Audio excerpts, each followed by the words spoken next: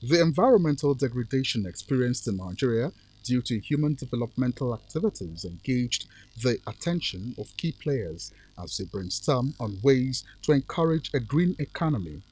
Now, how has environmental degradation affected the nation's economy through climate change and gas emissions in the country?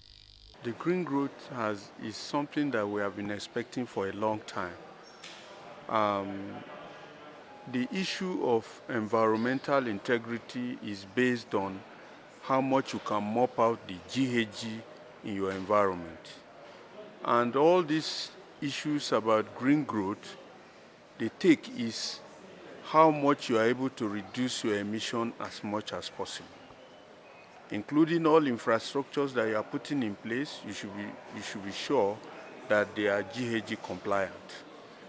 And what they have been discussing since in this workshop is simply about how to reduce GHG emission. And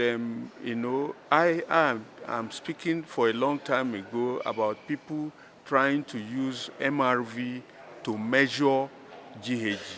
MRV is Measurement Reporting and Verification System, and that is what we use in all parts of the world to start measuring GHG so that you'll be able to quantify them.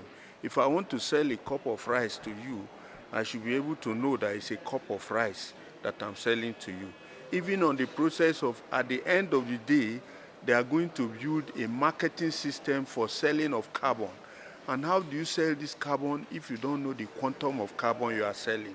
That is why the MRV is most important in measuring GHG, both in the forestry sector, both in transport, energy, and industry. While they thinker with collaborative efforts and proper research, it is pertinent to take a look at government's policies on green growth economy. Anthony Aniforum is a global environmental expert. The contemporary challenge, not only in Nigeria, across the world, is actually the impact of climate change, and is traceable to the fact that socio-economic, industrial development, and so on have been pursued over the years unsustainably in such a way that damages the environment. So I think that if we achieve green growth in Nigeria, it would, of course, go a long way in helping us to stop the trend of developing unsustainably and therefore stem the tide of the impacts of climate change. So it will contribute significantly to reducing the trend in climate change impacts. Technology, according to resource persons, is a key component in the wheel of progress.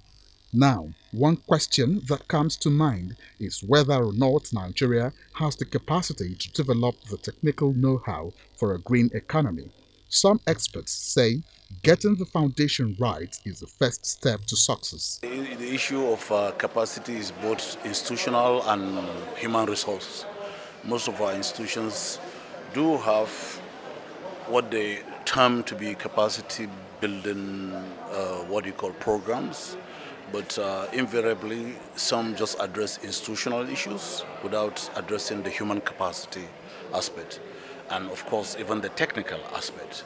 So the issue of capacity revolves around both the institutional in terms of building strong institutions, having strong legal frameworks that supports them, and also having strong legislation that provide funding in terms of having real capacity in terms of executing their mandates, and also providing the kind of human resource that is needed to drive whatever mandate they have in the legislation.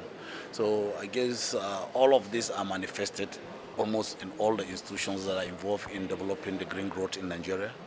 There hasn't been the kind of funding that is required, the capacity for most of the personnel in those institutions to develop projects that are bankable are lacking.